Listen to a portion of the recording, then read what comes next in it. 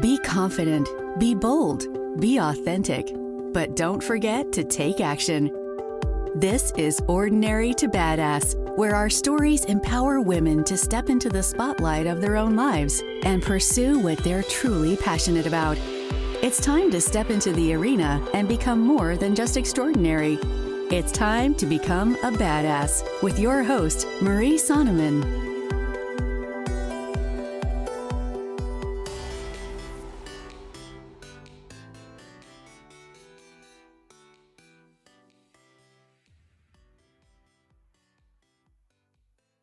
Welcome to Ordinary to Badass, episode number 187. In this episode, you'll be hearing from Stephanie Lueras, and Stephanie is a body positivity personal trainer, and she's a nutrition specialist, a speaker, and a #1 international best-selling author. And we talk about body positivity, what healthy means to you, and how to start stepping or thinking outside the box and doing things against the norm when it comes to your health and your nutrition. So hang tight, because I know that you're going to love this episode. So before we get there, I want to tell you a little bit of behind the scenes. Tuesday is National Proofreading Day, which means the world to me.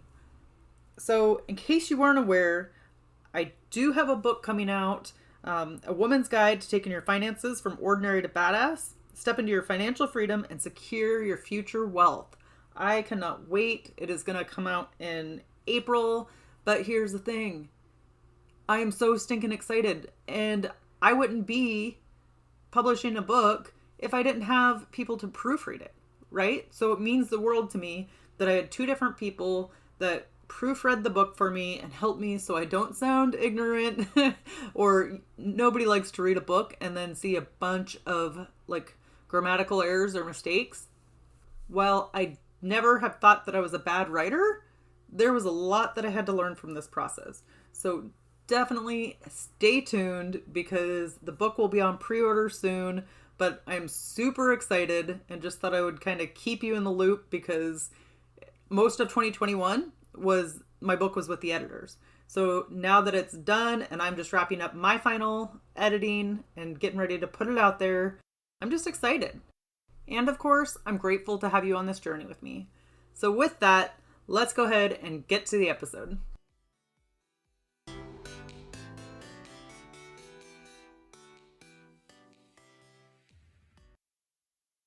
Welcome to Ordinary to Badass. Whether you're ordinary or badass, I am so glad you're here. Today's guest is Stephanie Lueras. Stephanie, thank you so much for being here. Excited to have you on the show. Thanks. It's exciting to be here today. So before we go any further, I've got to ask you, do you consider yourself ordinary or badass? Oh, that is a loaded question. This is the evolution of getting rid of my own limiting beliefs, because I consider myself pretty ordinary, but everyone around me has that badass quality that they call out in me. So I'm trying to see in myself what others see in me. So have you felt more badass over time, or have you always felt like the same way? Before it was like never. That's so not a word for me. Now I see it in different areas of life, but not necessarily overall. So it's a growth process. Yeah. I think it always is. But what I love is the power of friends and family and the people you surround yourself with. It's like they can help us to believe things that we didn't believe for ourselves. So I think that's powerful. Absolutely. So can you tell us a little bit about yourself? Yes. Well, I am Stephanie Lueras. I'm the owner of Heart and Soul Fitness and Wellness in Lake Havasu City, Arizona. I'm a body positive personal trainer, fitness nutrition specialist, author, speaker, lots of fancy names to say my goal in life is to help you feel good in your body. Nice. So you said you were a body positive, what? Personal trainer. Personal trainer. What does that mean? So everyone has different ideas of what health means. and what that looks like. And especially when we enter into the areas of fitness and wellness, everyone's goals aren't necessarily attached to the scale. And we actually get into a pretty dangerous place when some of those obligatory benchmarks are our sole focus. As a body positive personal trainer, you might have that initial goal of weight loss, but we dig a little bit deeper into that why. Like, why do you want to achieve this? What does that do for you? We start to hear a lot of different things like, I want to feel good in my skin. I want my clothes to fit better. I want to keep up with my kids or my grandkids, and all these different things that get us to a very vulnerable place. But they also show areas of action. They show very specific ways we can address nutrition, movement, stability, balance, and strength, so much more. It's also that recognition that we do have full body autonomy. Weight loss may not be everyone's goals. Sometimes we get the assumption, especially in society, that people of a certain size going to the gym, their goal is weight loss. And that's not always the case. That for some people, it's just, I want to feel good. I want to look good. I want to do all these other things that have no attachment to the scale itself. Also, depending on age, size, ability, medical conditions, there's a lot of adaptations and modifications that come into fitness that sometimes get a stigma because we think we're not doing something the right way, but in reality, if you're doing it and it works for you without pain or causing a safety issue, then you are doing it right. And so it's just creating that safe, open atmosphere for people of any whatever to achieve what they want to achieve. So how do we start breaking out of the box? You know, we have this set thing that society defines for us, kind of like you were just talking about, but how do we start creating our own boundaries, our own meaning for what it means to be healthy? One of the big things is to, number one, be your own self-advocate in understanding the reality of what is, not what we're being told. Especially people in larger bodies. You can go to the doctor's office with a sore throat and you're going to be told to lose weight. Or you are diagnosed maybe with a particular condition and the prescription is weight loss or a particular way of eating. Well, that general practitioner typically doesn't have a whole lot of nutrition background. So for a doctor to be saying this is the way to eat, that causes a few problems. So we need to be that self-advocate in finding out, doing our homework, checking out other resources. It might even be showing up in a registered dietitian's office whose sole purpose is food and our relationship with food and how it interacts with everything else, to provide us some guidance and not necessarily accept the first answer that we're given. And so often we like shirk back because we hear one thing, we're like, oh, okay, well, this is what the professional said, instead of asking questions and being willing to dig a little bit deeper. I realize it comes from a huge place of privilege to say that if you're not hearing what you need to hear, to go somewhere else, because it's not always a possibility. But you have to have those people, those supports, those programs, whatever it is in your life that are there for your best interest. Yes. I like what you're saying about the self-advocacy. I think that people all too often think the doctors are the experts and they know all the answers, but really you're the expert of your own body. And so I do think it's important, like you said, to keep asking questions, to dig more, be curious and find out, because one person doesn't necessarily know all the answers. Absolutely. So can you tell us a little bit about your journey and how you got to where you are today? Yes. So I did not magically fall into this is my career through the traditional path. I was a pastor for many years, worked with my husband, and I had come to a point about, between 7 or 8 years ago, like time just keeps tacking on, but where I just wasn't happy.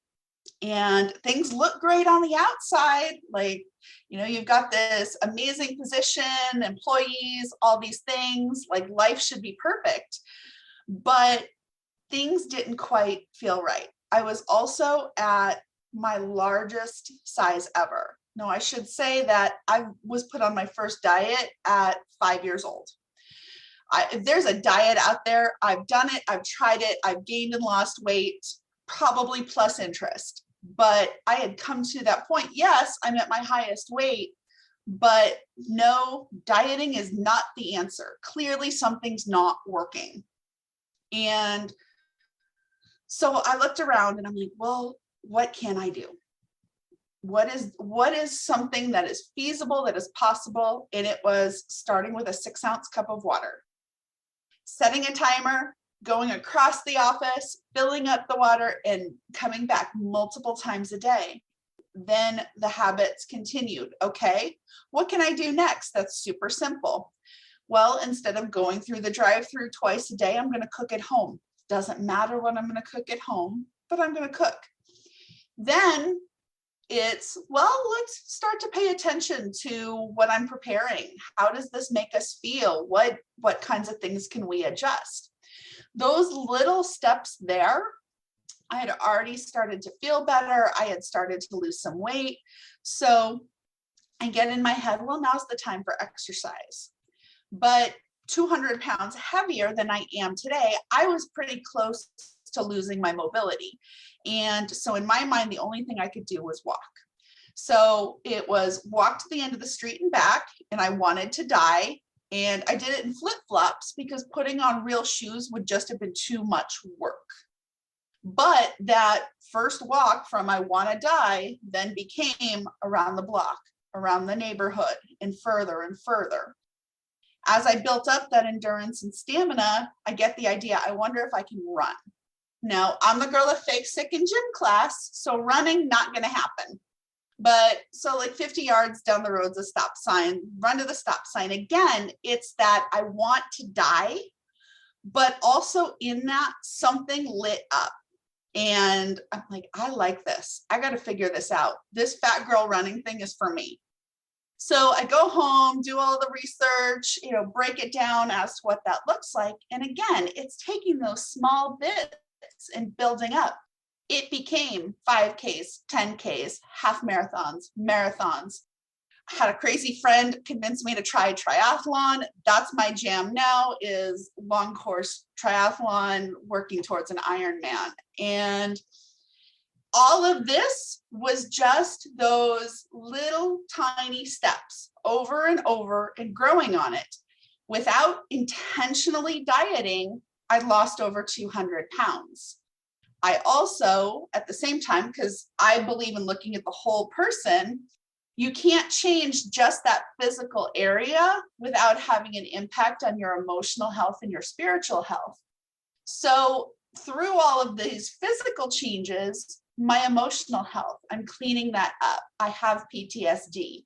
I'm employing the things I need to function better and actually cope with life instead of just watching it go by. My spiritual life had become pretty stagnant, which was really hard to admit being a pastor. But it was one of those things that I knew I needed to grow, because if that physical we're bringing that up, that emotional and spiritual needs to come up and along for the ride if we're going to have any kind of sustainable change. So through that process, I have everybody coming to me saying, you need to show me what you're doing. You need to show me what you're doing. And that created the model for how I work with clients. I had gotten all of my certifications, personal training, all my nutrition certifications, really out of my desire to understand what my coaches were telling me. But then I'm like, well, there's something here. And so I put together the business plan and originally was just going to do it with my colleagues and kept coming up against walls there. So I shoved it in a drawer and said, I'll do this in retirement someday. But my husband and I had reached a point in our ministry where we're like, it's time to go. We're not going to be happy if we continue to do this another 15 years till we retire. Something has to change. So my husband went and got a great job that he loves. And I pulled that business plan out of the drawer and said, all right, let's do it.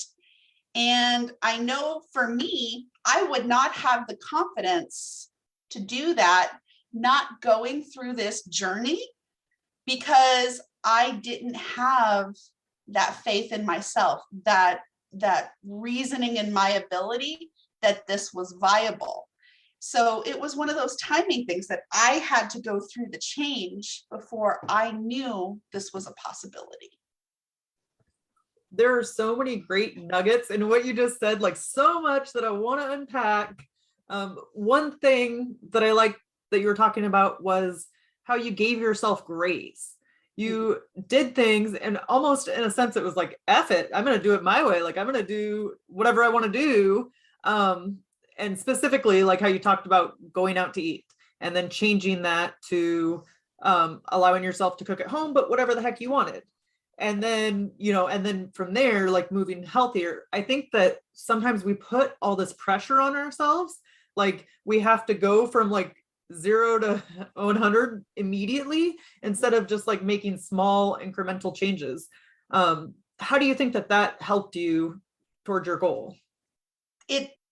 That's playing into the studies. I mean, it's not sexy, but the studies show the small incremental changes is what creates lasting change. And we look at the diet industry as a whole, things like the New Year's resolution, I'm going to start on Monday. We overhaul our entire lifestyle, so many different points of it at one time. And it might work for a few days, a few weeks, a few months, but taking something so large and superimposing it over our life is going to create chaos. It interferes with schedules, with children, sometimes even with our financial obligations.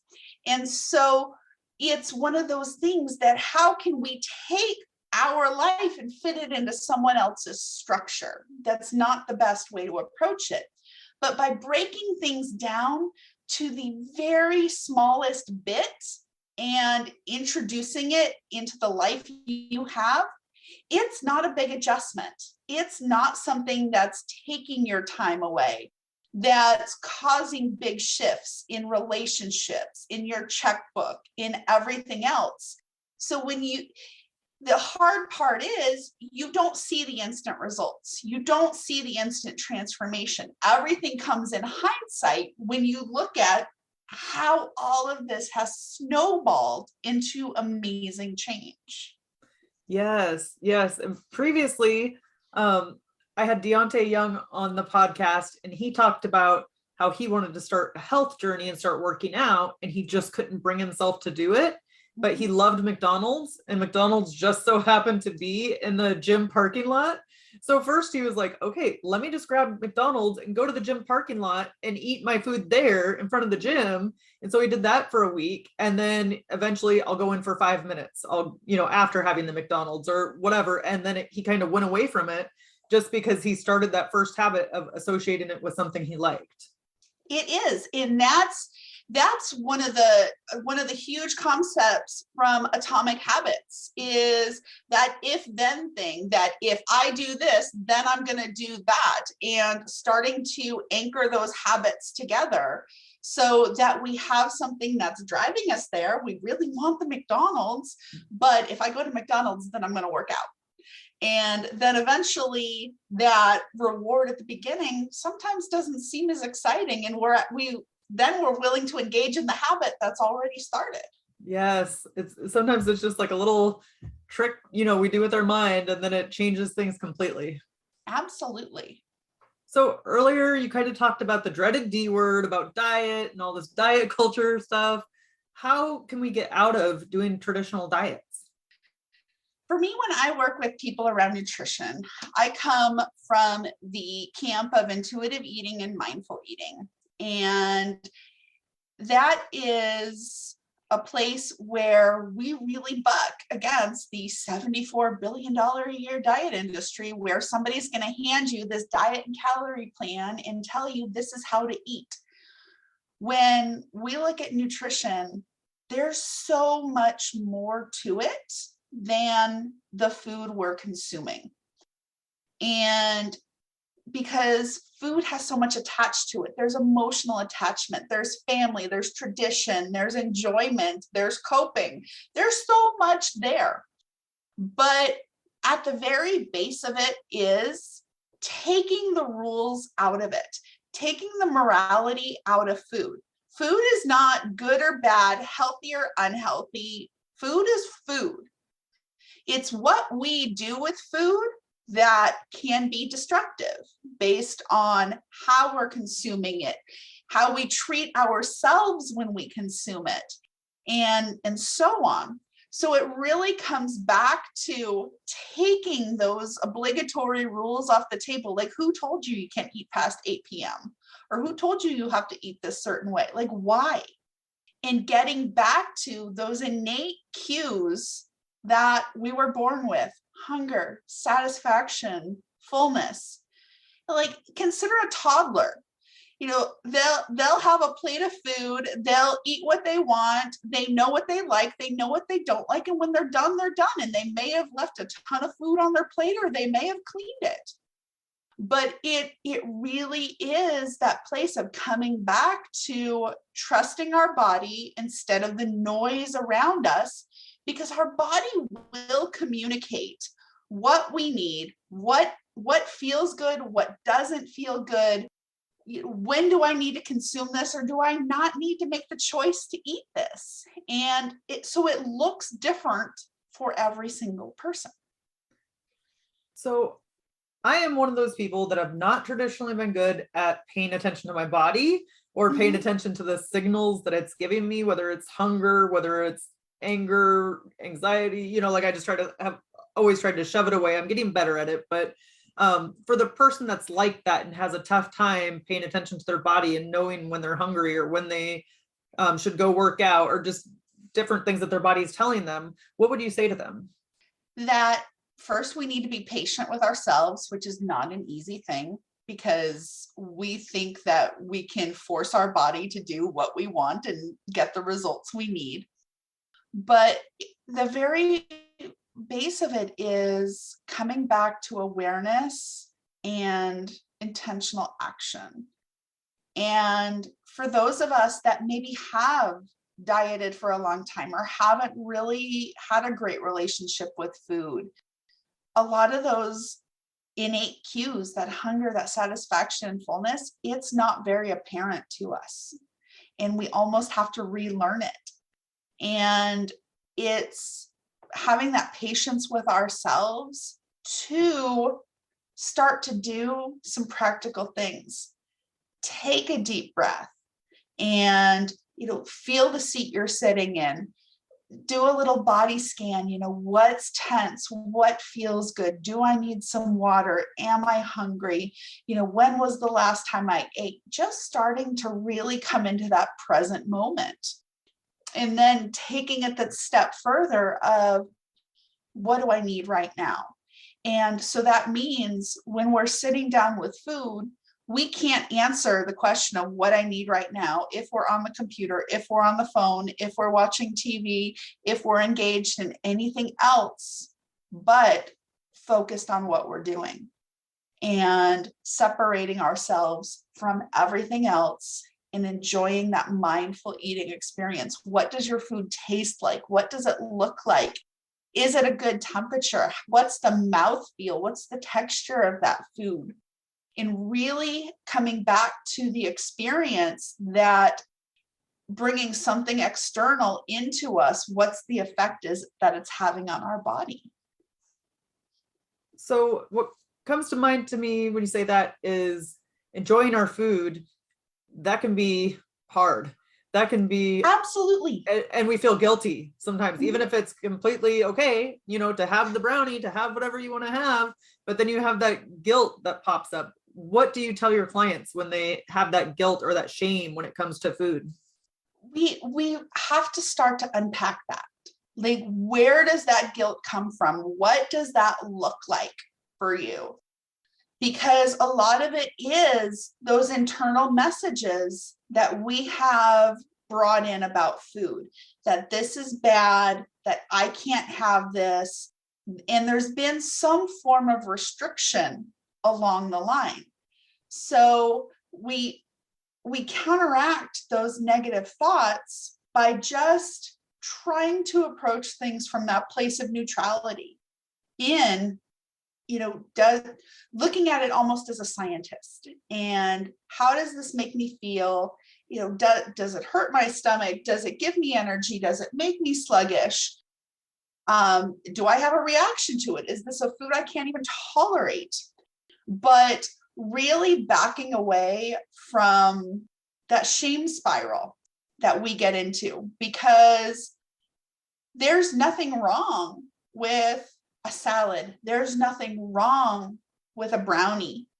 And sometimes when we open ourselves up to this idea of intuitive eating, there's a fear there, and it's a very real fear that if I eat what I'm craving, then I'm never going to stop eating it. If I'm going to eat chocolate, then I'm going to eat all the chocolate all the time. And there might be a period of time when you eat chocolate in excess because you've spent so much time saying, I can't have chocolate.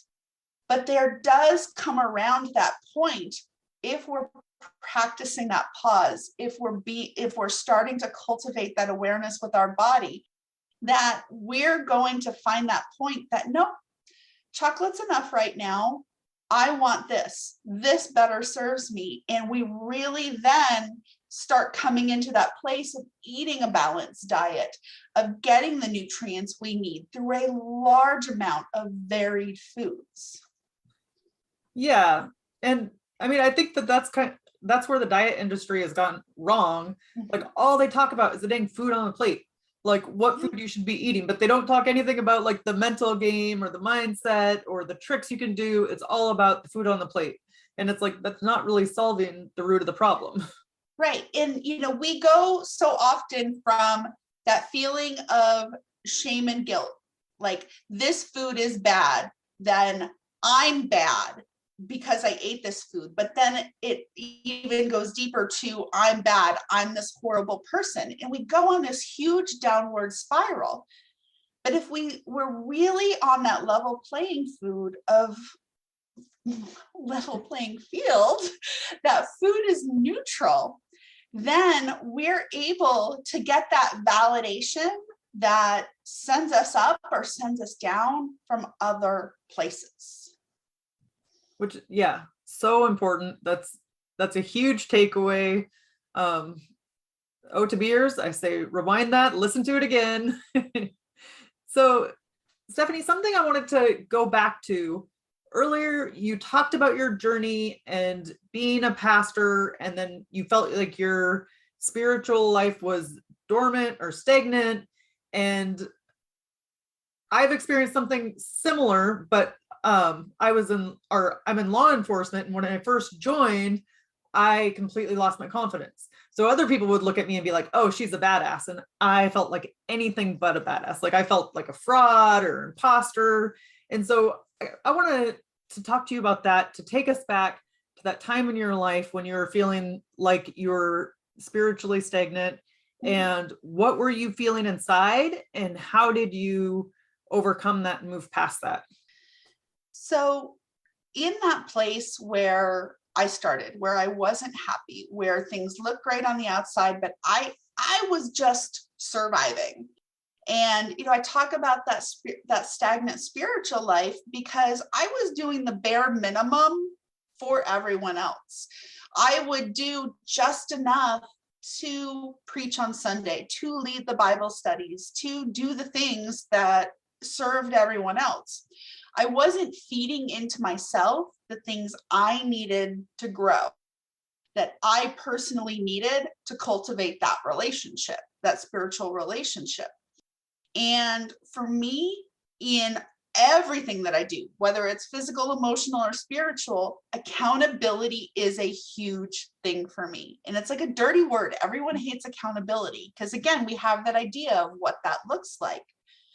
But for me to change, and with those small steps that aren't sexy and don't have the dramatic overnight magic wand, I needed people in groups and different things to be able to call me out on the stories I was telling myself, that this is what's actual reality, give me the encouragement I needed, and in some cases even come alongside with the resources or the structures that I didn't quite have a grasp on or didn't know I needed to get to the next level. So what was the first thing you did to take a step to start moving out of that? A lot of it was getting uncomfortable and being willing to be uncomfortable. Like the first avenue of accountability I put into place for me was a book group. And that sounds so bizarre to a lot of people, but I faithfully showed up every week to a book group that not only had a spiritual growth component, but was a community of people, because at that point, people kind of scared the crap out of me. I'm an introvert. Like, I can fake it till I make it, but I'm not a big people person. And so it pushed me to show up, to be around people, to share, and to get that growth that I had seen something had to change. So do you have a spiritual practice today? I do. And it's a part of my morning routine, and it's, along with everything else I do, it's that time where I stop and focus on that spiritual relationship and read the scriptures and pray and meditate and study and learn and go deeper. So you might have just said it, but I love a good morning routine. So can you kind of walk us through what your morning routine looks like? Okay, so I love routine, but it never looks the same. And a part of it is just because that schedule, because I start really, really early in the morning, because for me, it's dependent on the weather here in the desert. I want to get my workout before it's the face of the sun hot, or I have clients coming. But that morning routine has the same components to it. It is hygiene. It is my physical movement. It is my spiritual practice. It is making sure I'm nourished. It is those intellectual pursuits. I'm the world's biggest nerd. Like, I have to always be learning something. So part of my morning practice is, what am I engaging in that's stimulating my mind, that I'm learning something? And all of those things happen, maybe just not in the same order or the same length of time, but they happen in some capacity every day. Because if they don't, then I am not at the top of my game to serve anyone else. Yes, no, I couldn't agree more. Like a morning routine or meditation, just something for yourself, is like a game changer for the rest of your day. Absolutely. So do you have a tip, like some sort of resource or a book, a YouTube channel, something that you use that empowers you or encourages you throughout your life? It can be anything. One of the places that I really draw inspiration in this season is actually a virtual co-working space. I belong to a group called On Purpose with Purpose, and it is people of all kinds of backgrounds, all kinds of businesses. Not, maybe they don't even own a business. They do whatever. But we have hundreds of hours on our calendar every month that we show up, and we get to be real. We get to be who we are. It starts out with a celebration. Like, what are you grateful for today? What's going well? What's your intention for the hour? And then, you turn the Zoom screen off, you go and do it, you come back at the end of the hour, and what did you get done? It's that place of accountability for getting stuff done, but also it's forming relationships with others, learning what they're doing, being a support. Like, there's times we sit there and cry over whatever, but it's a place that always it's that rock that is always there. Yes, there's something to say about a group of, whether it's women or like-minded people, huddling together, going through a similar journey together. And, you can relate to each other's experiences. So that's powerful. Absolutely. So let's end with a tip to encourage women who are in the arena fighting for the life they want. Like I said, it's not sexy, but those small things. If there's something that you're looking at that needs a change, that needs some growth, that just doesn't feel right, it doesn't have to be the grand sweeping gesture of everything changes at once. What is one thing? What is one thing you can do today?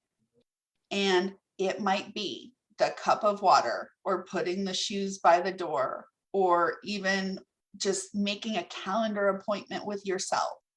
It can be the very smallest thing, but those that one thing I can do, it adds up. It has an incredible ripple effect that will change your life. So good. And you know what? I would say it's not sexy, but it can still make you feel sexy. That's right. All right. And how can we connect with you? Well, I am all over social media at some iteration of Heart and Soul Fitness and Wellness. Soul is spelled SOLE. Easiest way to find me is on my website, heartandsoulsolefit.com. And all my goodies are there. My blog is there. There's even a place to get on my calendar and let's talk about wellness. And it's not, I'm going to sell you something. It's, what do you want to achieve? What do you need to get there, and what do you need support in? And if it's me, great, but I know I'm not everyone's right fit. And that's why I have a massive referral network of people that I know, trust, and like, that I'm going to send you to, because they're going to get you to where you want to be. Thank you so much, Stephanie. You've been a total badass, and I've enjoyed hearing your story. Thank you. And with that, we'll end our show. To all the badass women out there staying in the arena, wherever you are, whatever you're doing, own it and get after it.